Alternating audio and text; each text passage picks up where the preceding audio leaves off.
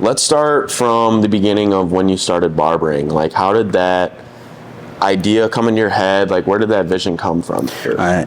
So, I mean, if we really, really want to go back, it really starts back in high school. Because, bro, I started growing a beard back in like 6th grade, you know? So, in high school, I was doing my own beard with the straight razor. I was watching videos for that. 360 Jeezy was a good one. But I also watched it because it was just cool to watch. I watched that and sneaker videos a lot in school when I should have been doing my work.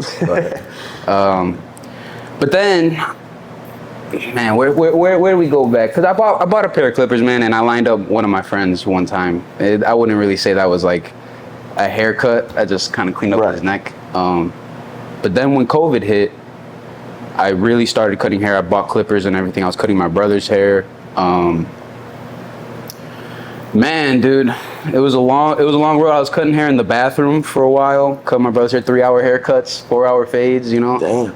But like I said, when COVID hit, I had started posting it, and I was the only one cutting hair at that time. Okay. You know, so a lot of my friends started coming, and I'm grateful that I started a little bit after high school, because then I still had those ties from my friends in high school, you know. So I don't know, man, it just kind of snowballed. And then I bought my parents bought me a little station I put in the garage. I had my own little barbershop in the garage. I had a couch. That's awesome. Man, TV, everything, cut until...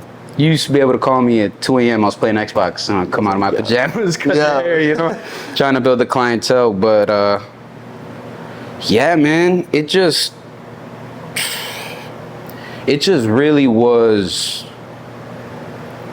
just loving it more than the money. It was more, I had to get a passion for it, which I did, which is why I feel like I woke up one day and I was booked and everything was working well, because as Sal likes to say, we walk the walk here at Goodfellas, you know? So, yeah, man, that's pretty much it. It was just like a slow burn, you know, of hitting people up, you know, but also myself getting that discipline a little bit, growing up, you know, coming out of high school, you know, trying to cut an old man's hair. I can't talk to him like I talk to, you know, to my high school friends. So had to gain that maturity a little bit, but man, everything worked out and I love what I do. So it's a great time. That's awesome. So let's get into a little bit of the creative part of it, because I know it's like you're like a styler, man. Like you got to have that vision of where, you know, like my hair looks all raggedy and stuff, and you can take it to like a different level of creativity. So like, when you started developing the passion for it, would you say it's because of like you could like I can see your work, you know what I'm saying? You see your vision, you put the clippers on and you're like, damn, like that's awesome that I just did that. Yeah, I'd say definitely, bro, because I've always had like an artistic mind a little bit, and I do think that helps. You know, if you're gonna do barbering, if you're gonna do like anything like tile, you know, sometimes you gotta do a little, you know, design in that or whatever, you know. In professions like that, having an artistic eye and ability really does help you, because to me it was like a sculpture, you know. And my first fade, you know, it was bad, but it wasn't like somebody give me $10 for it, you know. so it definitely helps. But yeah, man, you really do got to look at people's heads. You know, sometimes a client will come in and ask for a haircut, and as the barber, you got to tell them no, because it doesn't fit. It's not going to look good on you, man. And then, you know, you're going to get mad, write a review. Yeah, right. It's going to be my fault. But yeah, bro, definitely the creative side, you got to see it. It is a sculpture, bro. And also, like, fading is an illusion. You know, you got to, you know, you're cutting the hair to make it look like it all blends together. But in reality, it's all just kind of sitting on top of each other, just getting shorter and shorter and shorter, you know. So really getting your barber eye, too. But that comes with, like, over time. Yeah, that just comes with cutting people. Like, the only difference between me and you right now is being a barber is the amount of people that I've cut. You know, if you really wanted to become a barber, and you really tried, you could, and eventually you'd get that barber eye. Right. Some people it takes longer than others, but just like everything, man. You got to just put in the hours, you got to put in the work, and then definitely, you know, develop those skills over time. But that's interesting. Like, you think of it like a sculpture, and that's like so like artistic, and I love that. That's kind of what you got to do. But going back to what you said with, like, you got to tell people hey man, like that's Oh, yeah, that's bro. not gonna fit on your head because Nope. you know I know different styles with me. I've tried and it just doesn't work. But My my favorite girl will be is, the first one to call me out. She's like, you can't do that, bro. Yeah, right. Come on. And so is your girl or your mom that tells you look like shit. They're like, what are you doing? Yeah. But like, how do you deal with like that kind of conversation when you're? It's just your approach, you know. You can't be like somebody shows you, you know, picture of David Beckham, like made me look like that. You can't be like, nah, man, you ugly as fuck. You ain't gonna look like him, bro. What the fuck, you know? No, you got. It's just about your approach, and that comes with the customer service. And like I said in the beginning, getting that maturity level, you know, knowing how to talk to people, and yeah, but it's just your approach. You just got to tell them, you know, man, that really doesn't fit your profile, you know. But then also, you can't just leave them in the dust and kind of burst their bubble. You gotta kind of really think on the fly of something that'll fit them. You know, you got to give them another option. For you know? sure. Something that maybe incorporates what they wanted, but something that you know as the stylist is gonna fit their head and their profile well. That's extremely intelligent just to like do that on the fly too. That's kind of difficult. Well, it comes like, with, you know, it comes Right. with doing, it's like, you know, a tradesman, like, you know, the carpenter has been doing it for 20 years. He could just look at it and be like, oh, that's a size, this, Right. you know, we need that. Don't got to measure anything. Yeah, just coming with the experience, I think, you know, developing like how many styles of cut, you know, hairs that you've done, like you've done this and that, so you can kind of play with them and, It's been you know, some wild put ones, bro. My favorite is when people come in and they have no beard and they want me to line it up, you know. You're lining up like baby hair Yeah, or whatever. and I'm like, all right, I'll do it, but Yeah, gotta give it up, man. right. It's funny. So, one like question I wanted to ask too is like, have you ever had, what was like the worst haircut you've done, and like, have you ever had like a bad experience kind of thing with like, man, I kind of botched that one a little bit. Okay, so that's like kind of, that's like a multiple answered question, because it could be where I think I didn't, you know, ace the cut or whatever, but the client loved it, you know. Okay. But it's a me thing, you know. Yeah, I got you. You know, that stuck up here, that, but you know, I showed them the mirror, everything, and you know, they were really happy. yeah. You know, fucking, they tagged me, posted on Instagram, and all Yeah. that stuff. So, but there are also times like when I first started, I was cutting at the Big League in St. John. Okay. And there was this old man that I cut, and I did a really good job. I mean, he just wanted a simple haircut, two on the sides, comb over with the part.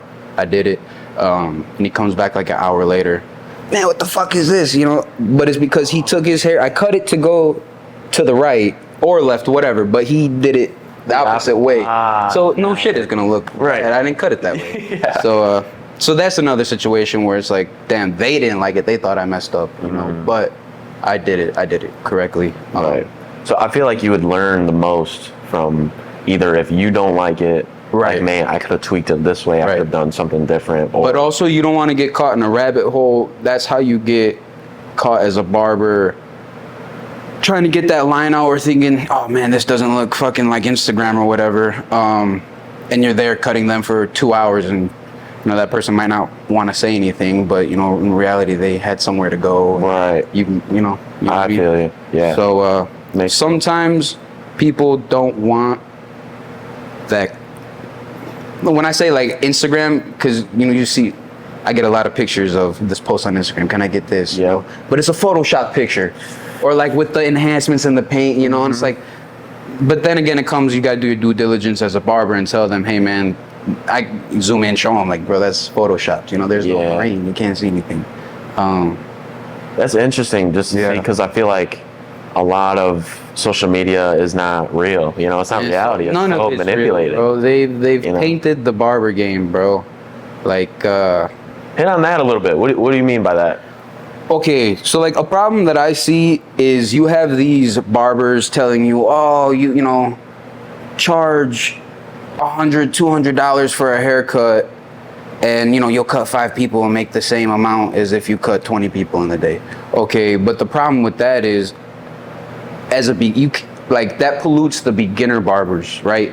They come fresh out of barber school and they're like, oh well, I know my worth. I'm gonna start charging $50-$60 right out of barber school.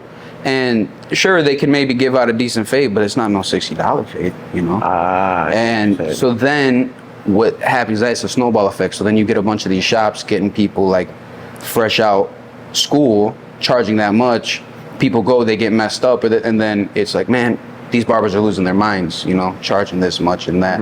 It's because a lot of people they're not walking the walk, they're not talking the talk, they're faking it, you know. It's like going to hair cuttery and getting charged, you know, fucking $100, and that's the quality you get. Like, it's no good. Right. Granted, though, there are a lot of barbershops that do have good barbers in them, you know, that do undercharge, that should be charging more, you know, because they do great work, and you know, they got good work ethic. So, but that's more on the personal level with them. They haven't seen it yet, you know. Yeah. Because I'm gonna be honest, I was scared a little bit too to go up on prices. I've seen shit every time I've gone up on prices, you know, because I feel bad sometimes. You know, because I cut people that have been coming to me since the garage, that have supported me and this and that. Yeah. But at the same time, you know, that's the level we've all wanted me to get at, including myself. You guys supported, you know. So it's the thing. But at the end of the day, I feel like me and the guys here at Goodfellas, we really do put out the work to get, you know, we put out what we get back. Yeah. Right? So we're not. I feel you. Yeah. How does that process go of like, okay, now it's time to level up the price? Like, does it have to do with like how many clients you guys are booking consistently? Yeah, so two main factors. It'd be how much you're booked. Right? It's the same as anything, you know, price and supply and demand. Okay. You know, if I'm getting booked out 2 weeks, 3 weeks, because that's what was happening at the last shop I was at, right? Okay. So when we came over here, we all wanted to go up on prices. And I'm gonna get to that in a second. But so when you're booked out for that long, it becomes to the point where you have to go up because the people that value your work will stay, right? And you open up, because you will lose. I've lost some going up on prices before, whether it be $5, $10. I've lost people. But what that has to do with it is the people that value your work, they will come back and they will support regardless, you know? So it weeds out the people that it's just $10. But I've had a lot of times where they stop coming because I went up on prices, and then they come back because they got messed up and they want me to fix the haircut. So yeah, man, I would say it's just supply and demand. You go up, you open up. Then when you go up on prices, you may lose some people, but you open up more avenues for people that will pay that price. The lawyer that's going to come in and pay that money, you know, or whatever it may be. But yeah, bro, that, and I don't know. I'd say, like, if you started cutting hair and you got good really fast, you could, you know, if you could back it up, do it, you know. Right. Charge what you charge. If you could get the job done good, 45 minutes to an hour, and it's nice, you know, charge what you want to charge. Absolutely. So it all works. Yeah, that totally makes sense. And it's just like, it kind of just goes to everything, dude. Like, you can't come out of any job or any school and just expect to be making what these experienced barbers are, you know, charging, because they've earned it. You know what I'm saying? Like, they have the clients, they have the work to back it up, they got the skill set to back it up. Yeah, it was a grind, bro, to get to this level, and it's the people that kind of don't respect that grind that want to, you know, do the get rich quick type thing, because they want to be a barber because they like the lifestyle, or, you know, they like coming in dressing, you know, nice or whatever. Makes a bad name for the rest of us that really love this shit, you know? Because you just tainting the waters. I feel you. Yeah, I mean, it just goes to everything, bro. It just relates to everything in life like that. Like, nothing is gonna be handed to you. You gotta go out and grind and get it, bro. You have to. That's social media has kind of tainted it a little bit with mostly everything, you know. And that's the thing too. Like how we said, these people on Instagram telling you to charge $100, whatever, like, you know how I said, polluting the game a little bit. But also, what people don't understand watching those videos is that person's making money off the video. How you don't even know if they're booked like that. You don't even know if that's what they're charging. They're just telling you to do that shit. So you always got to be mindful and always take everything that you see with a grain of salt, for sure. For sure. And I don't know, man, if you're gonna start a business, just kind of definitely need to keep your head down and just do it, you know? For sure. Because one day it'll pay off, you know? And then you could chill, you know? Go take a little vacations or whatever. You know? Yeah, enjoy it a little more. Kick it, you know. So you mentioned you were at Big Leagues. Yes. Right? And where was that at? That was in St. John, across the street from Lake Central. Okay, so like paint me a little timeline of, okay, it was like you started in your garage, you were doing this, you started building clientele, you developed that passion. Like when was, like you got hired there first, or was there any gigs before that? Like I said, I was cutting in my garage for a year or so. I'd say maybe about a year and a half. I was cutting in my garage, and then I went to barber school, because you gotta get your license to become a barber. Yep. And I went to barber school for a little bit, and I wanted to start cutting hair. I want to add that too. A reason why I started cutting hair and getting the whole station in the garage and everything is because I knew I wanted to be a barber. When I was, cutting my friends a little bit here and there in the bathroom. And I wanted to learn and kind of get my bearings before going to school, which I'm glad I did, because I'll go back to that in a second. But I don't want to jump in the water not knowing how to swim, That makes sense, yeah. So, because when I went to barber school, I went to Chicrosi and Highland, and I didn't know this when we signed up. It was the second year. So it was only the second time having a barber class. I didn't learn shit, bro.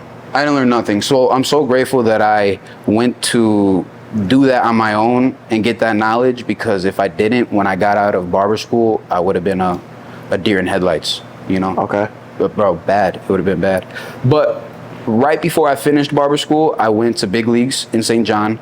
The guy there who owned it, his name was Freddie. I booked an appointment with him and pretty much just told him I cut in my garage, showed him some of my haircuts, and he hired me that day. I went home, grabbed all my shit, set my station up, posted it on Snapchat, and then one of my friends, Jacob Boshears, I've known him for a long time, came in randomly. He was walking, and I cut him there the first time. I felt like such a gangster, bro, because I laced him up, bro. I was cutting him nice. I was in front of the boss and everything. It was cool. So yeah, it was cool. And then I stayed there for about like a year and a half maybe, because he had two shops. He had one in Hammond, same Big Leagues, in Hammond. And the reasons why I left, some, they weren't personal, but kind of. It was about money, bro. Yeah.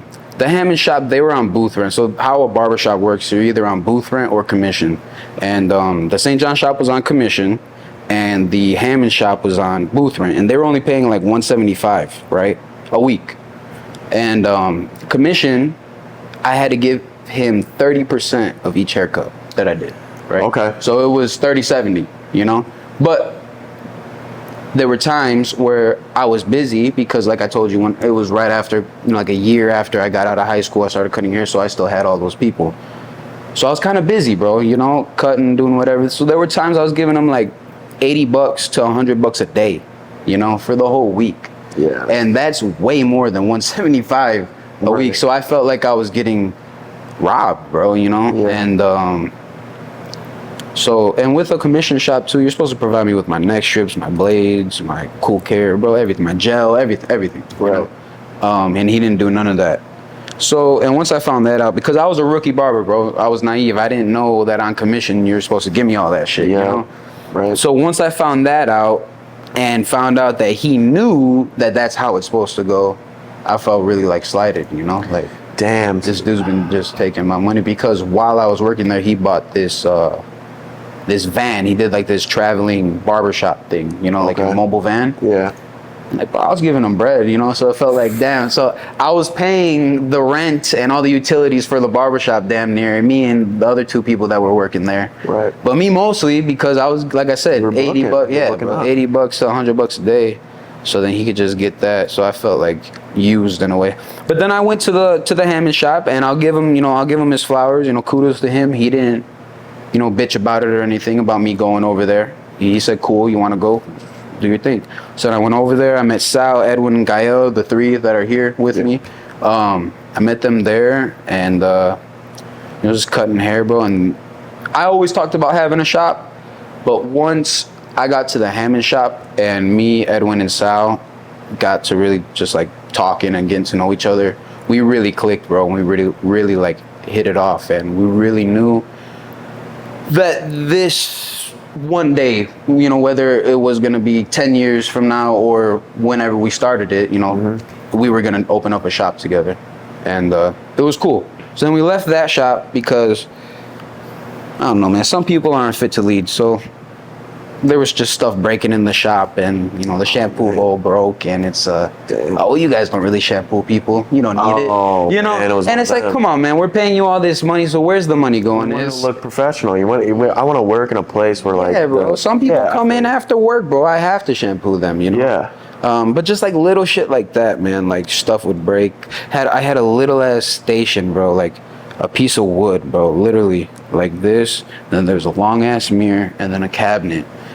And my clippers kept on falling because it was so small. And those clipper blades are not cheap, bro. They're like $40 a piece. Right. So it was just a lot of money. So we left. We went to Black Label, and still, bro,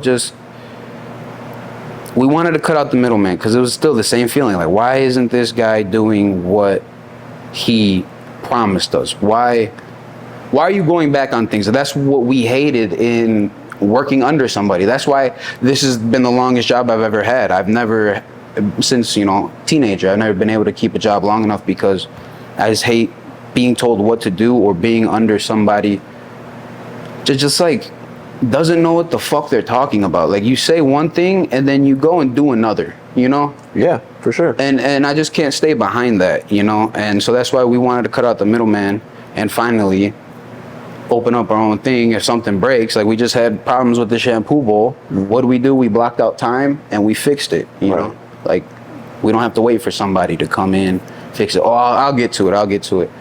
3 months go by, it's never fixed, Right. So that was really the whole dream, but it was more about the freedom, Absolutely. Yeah. I mean, even like me starting something like this, I mean, it's kind of the same mindset. Dope, it's like, this is what I want to do for a living. I want to make it to, so I could do that. But like starting and, having that freedom of not working for somebody, like I look up to my dad because he started his own business. And I mentioned it so many times on the podcast, but I just can't stress it. What does he do?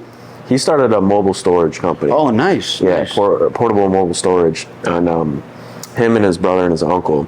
Nice. And, he started that, I don't know, 20 plus years ago. Mm-hmm. So, but yeah, just seeing that and my dad stepping out of the norm and like putting all his eggs in one basket. Like, he started his business, he quit his construction management job when my mom was pregnant with twins and they had 3 kids. Right. So he's like, I'm going to take a gamble on this, And it's like, That's crazy. boom. And it worked. He had the same feeling you did, man. Like, working under people were not, living up to their promises. And it's like, I feel the same way, bro. It's like, you need to step out. I don't like that feeling of working under people. That's just if I had a great manager, it would be different. But it's like, I feel like that's kind of hard to find. It's hard to find, but when you do find that, you definitely want to stay. Right. And but also you got to be mindful, because I've been in situations where I'm like, oh, bro, this place is fucking great, but then, been working there a month or two, I'm like, Jesus Christ, these guys are actually fucking, they're clowns. Yeah. Who are these people? Yeah. I don't want to be here. But back to what you said, like, about a gamble, bro, that's all it really is. You just got to take a gamble. But when you do, you're in, bro. It's like when you're at the casino and you bet $100 playing blackjack. Once those cards come out, you can't be like, actually, no, never mind. Like, your bets, like, you have to be in. You can't be halfway in or out. Right. So you got to go all in, 100%, 110%. Yeah. So, but that was so cool to see, like, that picture painted of how you guys all met. You guys stepped out. I want to hit on a little bit more of, okay, like, you guys had this in the back of your head. You wanted to do it. You guys built relationships. And I mean, I see it even the first time I walked in here. Like, you guys got a vibe. You guys created, like, this environment where it just feels like a family friendly and like it just feels dope in here. Well, that's the thing, bro. We do everything together. Like, I see these guys more than I see my own family. I'm with them every day, bro, and we're more than coworkers. Being in a barbershop, I feel like it's the same feeling as like like firefighters in the firehouse, or like you're more than that, you're more than just coworkers. It's not like going into the office, hey Steve, how are you? Right. It's more than that. Like, we go to each other's baptisms, like for their kids, Edwin and Sal. birthday parties. Like everybody's invited to everything, bro. We always do shit together, and that's one of the biggest things. Though it's like a team that's gonna win the World Series. Like you can't win anything or championship if you don't have that team chemistry. You know, I agree. Things can't work out if you don't have that team chemistry. If we if we hated each other, this wouldn't work. Nope. You know, if I came in and when I don't want to single anybody out. I would say, Sal, this ain't the Sal. If you're watching this is not you. But say Sal walked in, right? Yeah. And immediately my mood changed. And it's like I've been in situations like that. I've been in workplaces like that where it's like, damn, bro, like this sucks. There's no camaraderie. You know? And that's a big thing. That's why I love coming in here every day. Sometimes I'd rather be here than at home.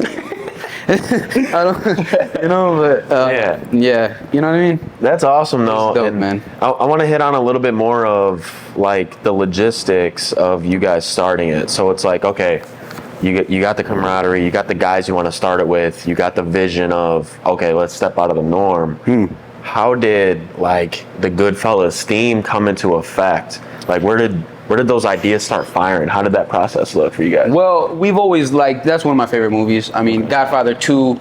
I say my favorite top 3 movies: Gladiator, Godfather 2, and Goodfellas, probably. Or I don't know, Rocky, but that's another topic. But we just always liked it. Sal's been, he's got that old school like kind of style. I've always liked that. That's how family is, kind of.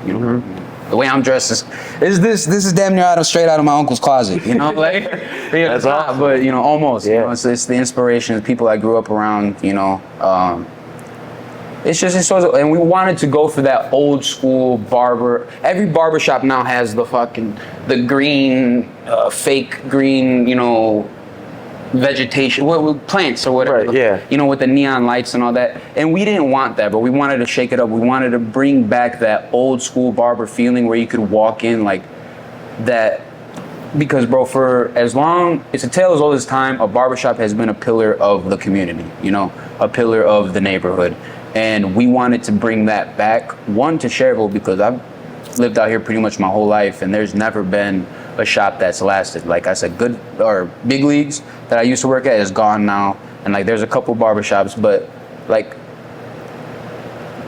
I don't know, they don't work, man. They don't know how to target their audience. You know what I mean? Yeah. So that's what we want to do. We wanted to come Cherville, St. John, excuse me, Dyer are very starved of a place like this. You know what I mean? Yeah. They've needed this, and I've seen that since I've been little, man. And that's why we wanted to do that old school style, the old school but modern. It's not I old. think you guys it's killed it. Modern though. I don't know. I'm looking around trying to see a good example, but I definitely feel that though. Like old school but modern is you just gotta come in to see it.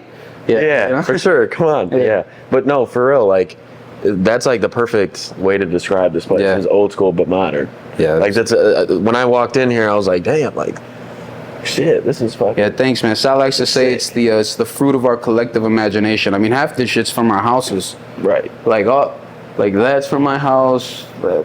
That's from Edwin's house. A lot of it, we've all brought in stuff to make it our own, bro, and it all worked. The style, the vibe. We dress up here. We really go deep, bro. I got it tattooed on me. Let's go. Check it out, That's sick, dude. That's how I take it serious, and I love this. I love this craft more than just getting money. There's this one famous barber. His name's Vic Blends. I don't know if you ever. Yeah, right? absolutely. His slogan is passion over profit, and I really like that because it's true. When you love what you do more than what you're getting out of it, what you start to get out of it will be how much you love it. Does that make sense? Absolutely. It makes total sense. Yeah, bro. It's like, again, like you put in what you get what you put in.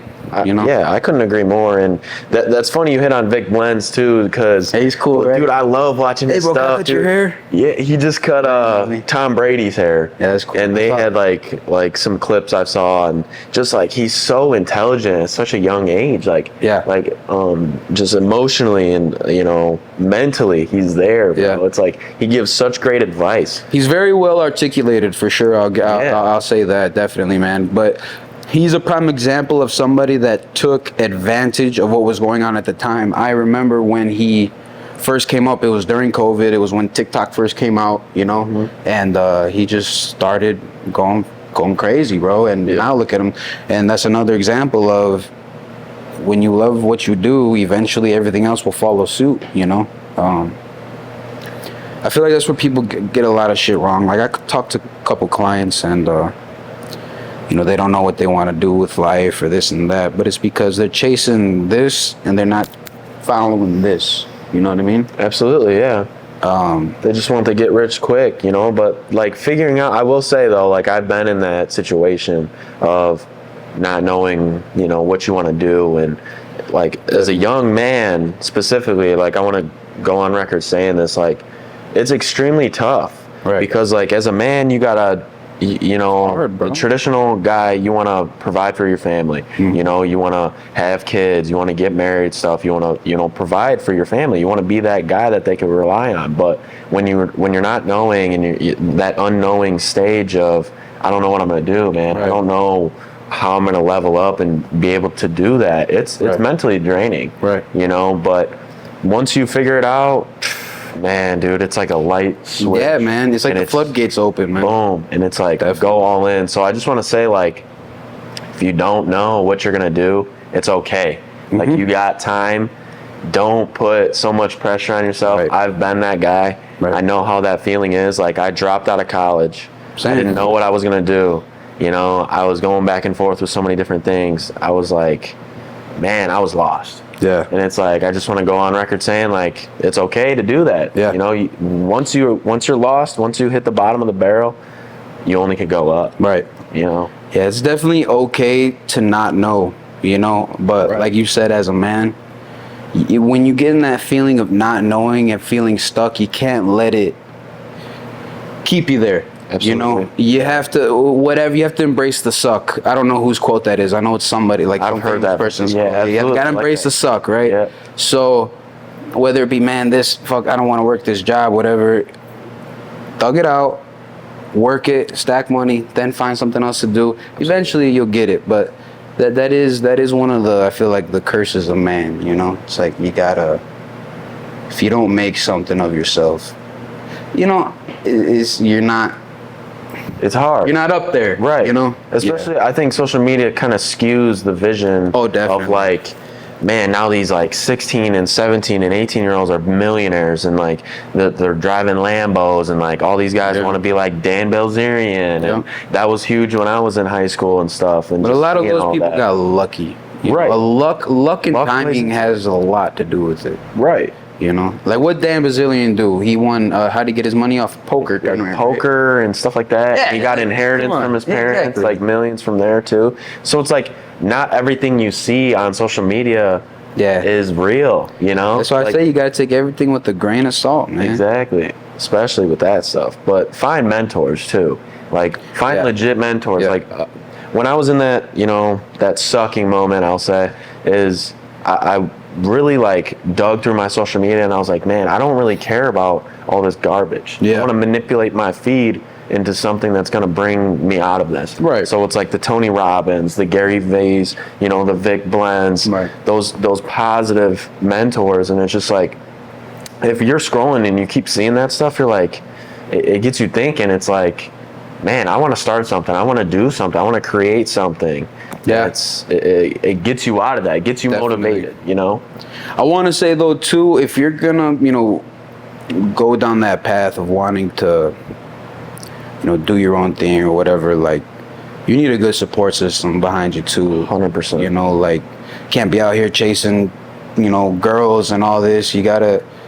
I'll give it, like, man, my girl, she's held me down like a lot, bro. She's really helped me out with a lot of things. Like when we were doing this, she helped me paint and all this. So like, if you're gonna go on that path of trying to be like macho man, want to provide for everybody, you gotta, like we said with the example of the gambling, you gotta do it 100%. You can't be in and out. You know, It's good, bro. I want to hit on a little bit. This is kind of like a personal thing that I like talking about too. When I see people that are like-minded like me in a situation like of your girl for a long time. Right. Like it's a very much, and I knew my girl for a long time, and we're getting married this year and stuff. So it's like, I feel like social media kind of skews that of I want a lot of girls, I want to mess around and like that. I don't think that's cool personally. Yeah, bro. I think it's cool to like have a relationship like my mom and dad. Like they've been together forever, bro. Yeah, bro. My mom at my age had 3 kids already. It's like, it's just crazy. I don't know. I'm 24. I ain't got no kids, but you're right, man. Social media pollutes the youth bad, bro. Everybody thinks like you said, they need to get rich by 16 or by 30 or else they're a failure. Like, no, man. It doesn't work like that. This shit's it's a crock pot. It's a slow cooker. You can't turn up the heat to make the dish cook faster. You gotta see it through. And like specifically when COVID hit, like Andrew Tate boomed.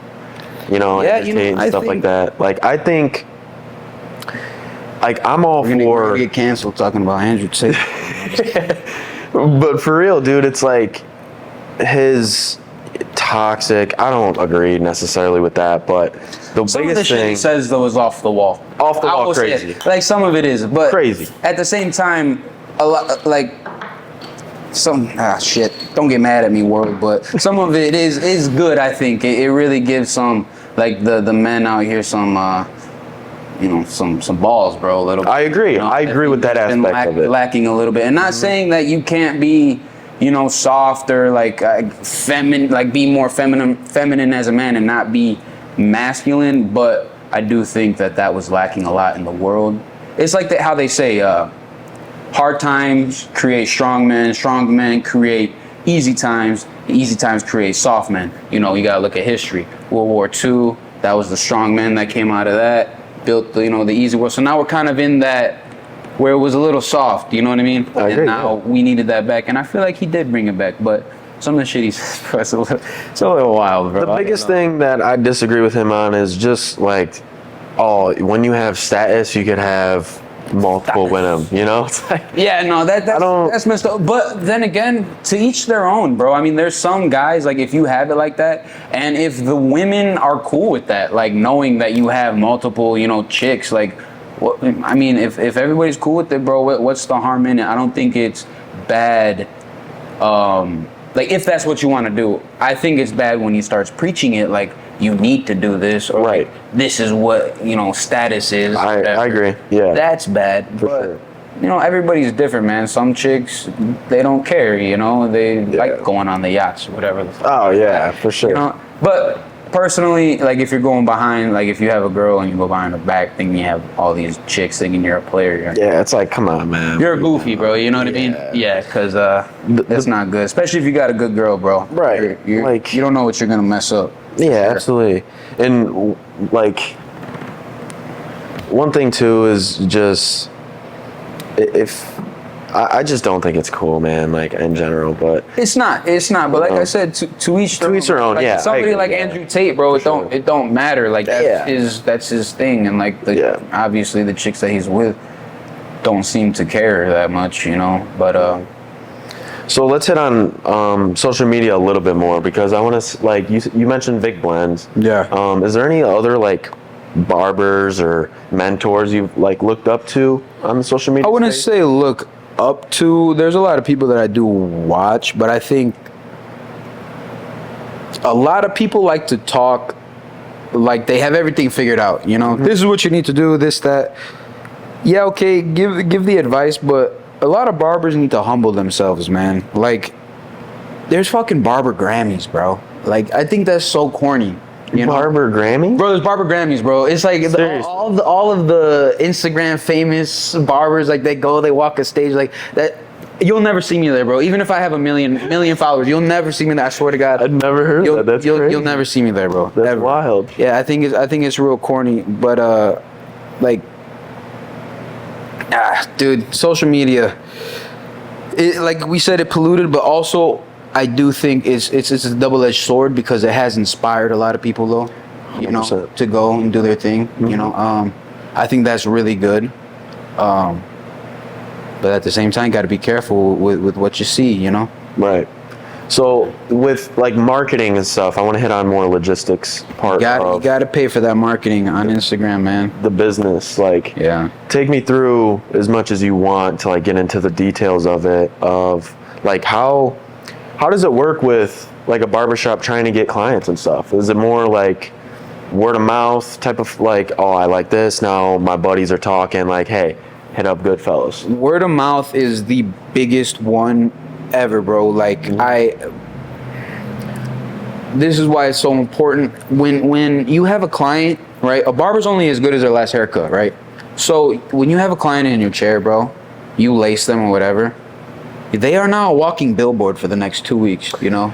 I like that. Where did you get that haircut? Where did you go? You know, word of mouth, it will always be the best form of advertisement. It's always been and it always will be. Instagram has those options where you could pay to, you know, boost your thing. And I've done it a couple times. It's worked. I've gotten more views, but I've never gotten a haircut off of it, you know? Okay. I feel like it just like spams it to like fucking people in India or some shit, like random, like random shit. But I don't know. So some people say it works. Maybe you got to be more at it. I was just talking today. I got to post more on my Instagram because I've been, you know how they do like the ghost accounts or whatever. When you don't post a lot or you don't like a lot of pictures, you get like sent to the shadow realm, I guess. Yeah, whatever. whatever it is. So I gotta start posting more. I do gotta get more active on social media. But marketing, man, is all word of mouth. But you have to put out your best, you know, to get that good marketing. Because if you cut somebody and they start getting fried at school or work, they are never fucking coming back. Let me tell you. They're never coming back, bro. So you gotta make sure you do a good job. That's definitely a big thing.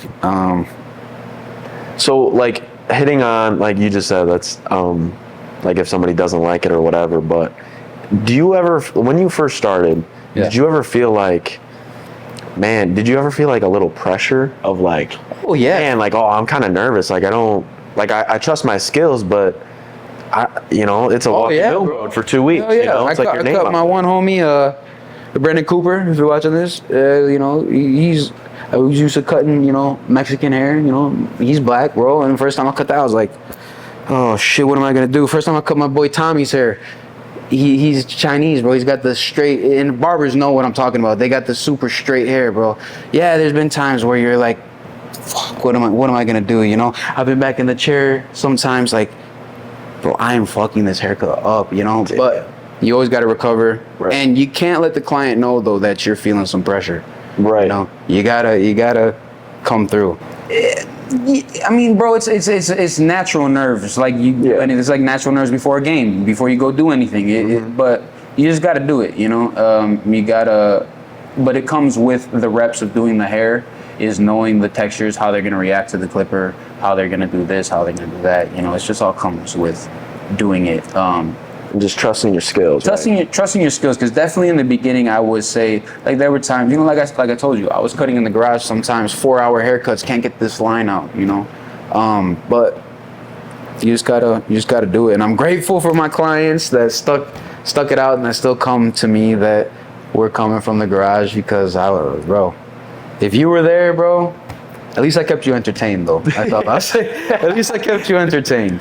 So, I want to hit on like the last few questions of like, what's your vision? What's your guys' vision with Goodfellas? Man, the vision for Goodfellas, bro, is an empire. You know, whether it be big or small, we want multiple barbershops. At least that's what I want. That's what Sal and Edwin want. Eventually, you know, I'm gonna open up my own Goodfellas and I'm gonna run it, you know, by myself. If Edwin will do the same thing, so on and so forth with Sal. But we do wanna set the blueprint, really get like the stepping stones down, bro. Right? So when people come in and we hire them or whatever, they know what we do, you know, how what we expect and stuff like that. So then when say we mold somebody and you know to become the next owner if they stick around, because it really is like a lottery system, you know. Some people don't work out, some people do, they end up sticking around, and the people that do stick around, you have to keep them, bro.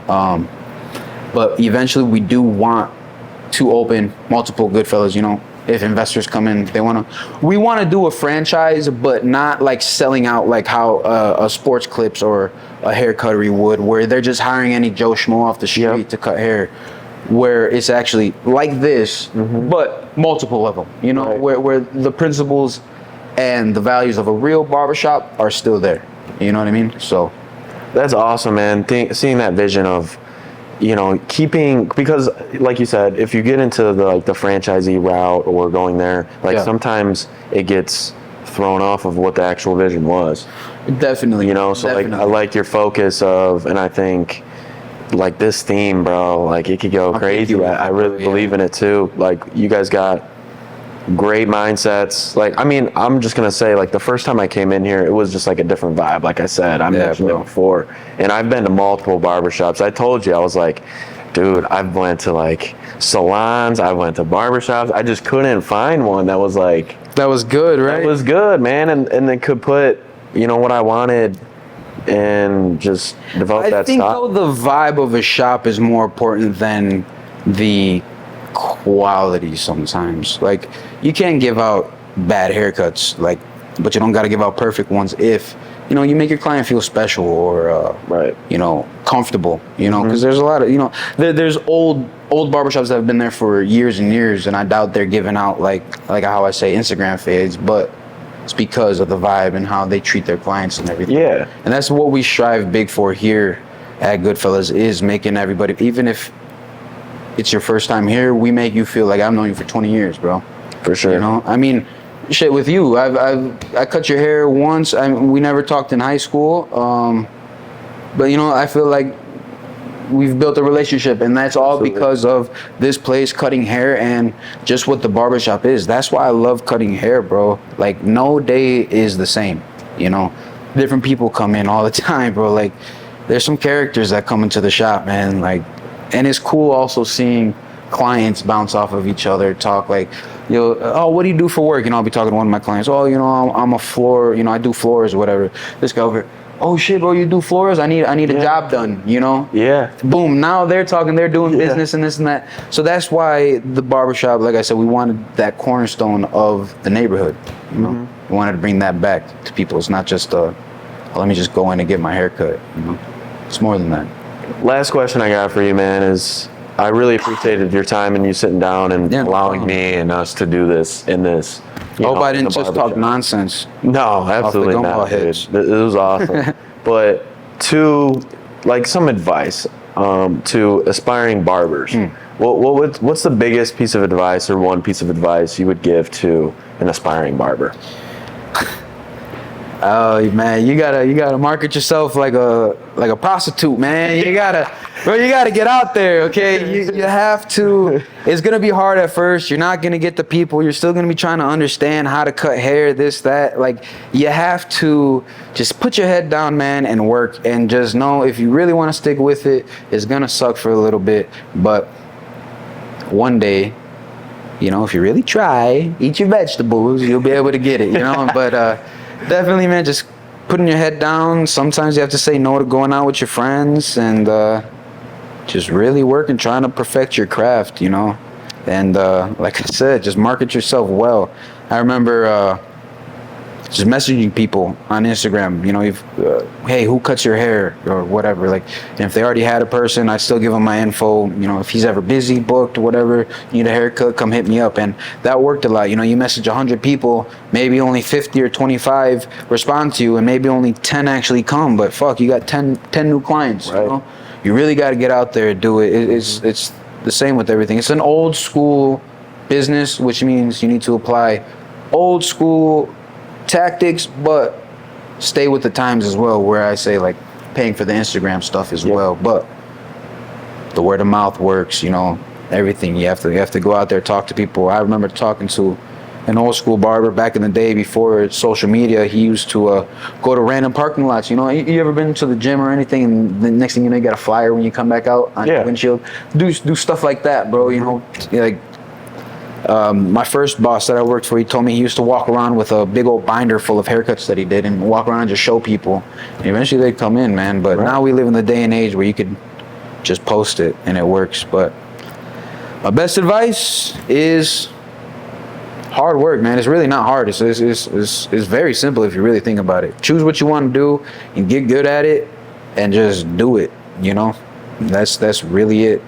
I love it. That's really it, man. That's a perfect way to end this, man. That's really it. I love it. I love it. Man. Simple, you know, grind. Yep. And go after it. Very good. All right, man. I really appreciate you, dude. Appreciate you. Shout out It was fun. Goodfellas. Come get your haircut. Stop in My boy Goodfellas, gets good. Cherville. Across the street from the police station. 102 East Joliet. Stop in, get a free beer and a haircut and a laugh. Let's go. Yeah. I appreciate you, dude. Appreciate you, man. Thank you, bro. Let's go. And cut.